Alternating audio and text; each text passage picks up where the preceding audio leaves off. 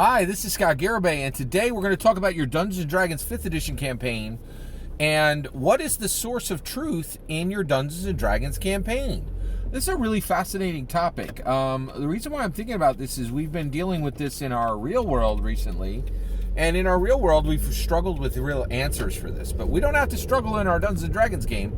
If we understand the issues within our own world, we can fix those issues within our fantasy world, or we can use the elements of the problem within our real world and pose them as issues for our player characters. We can also do social modeling within Dungeons & Dragons. It's a much bigger, broader subject, but I'm just going to drop that here now. Some of you are going to follow, understand what I just said. If you don't, I may touch on that at a later time. All right, so what is the source of truth?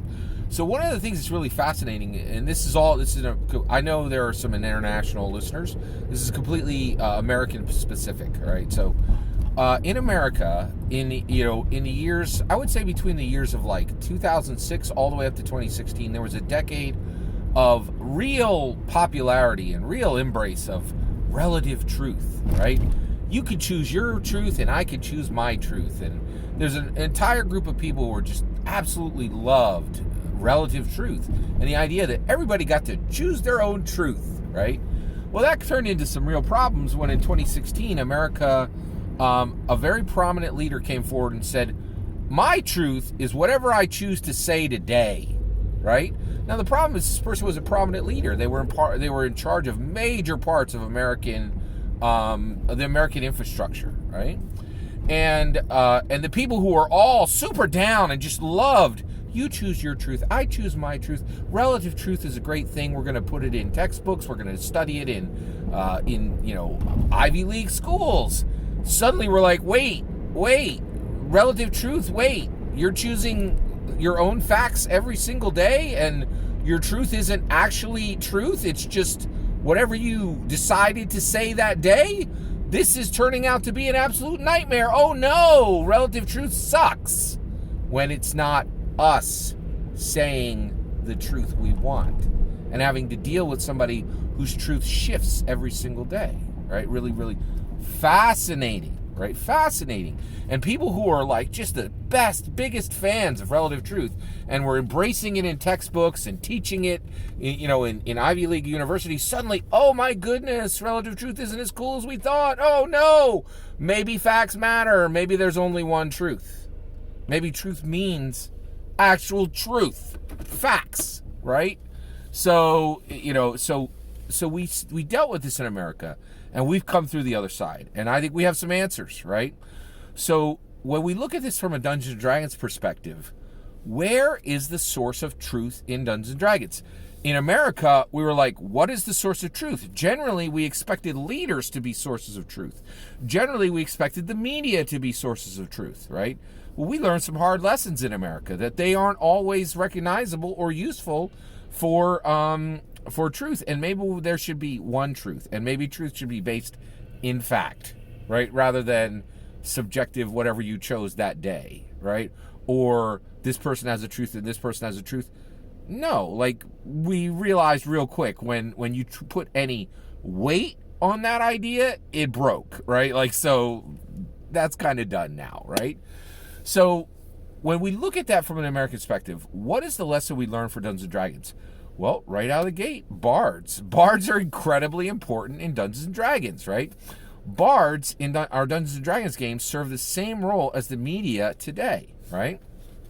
So bards are going to different taverns, and they might sing for 50 or 100 people.